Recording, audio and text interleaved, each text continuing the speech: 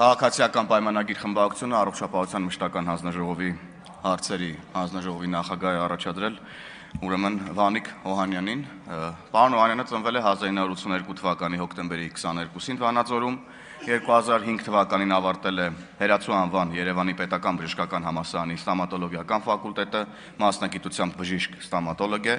2006-ից 13 թվականներին աշխատել է որպես բժիշկ ստոմատոլոգ, 2008-ից 12 թվականներին եղել է Մխիթար Գորչ հայ-ռուսական համալսարանի ստոմատոլոգիական ֆակուլտետի դասախոս, 11-ից 16 թվականներին զբաղեցրել է դեղատնային ցանցի Լոռու մարզի տարածքային ղեկավարի պաշտոնը, 13-ից 17 թվականներին աշխատել է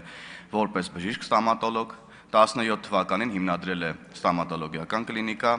19-ից 20 թվականներին եղել է Վանաձորի թիվ 1 պոլիկլինիկայի տնօրեն, 24-ից 25 թվականներին Վանաձորի թիվ 5 պոլիկլինիկայի տնօրեն, 20-ից 21 թվականներին ընտրվել է ազգային ժողովի պատգամավոր Իմ Քայլը կուսակցությունների դաշինքի համապետական ցուցակով, 21 թվականին նշանակվել է Վանաձորի համայնքի ղեկավարի պաշտոնակատար,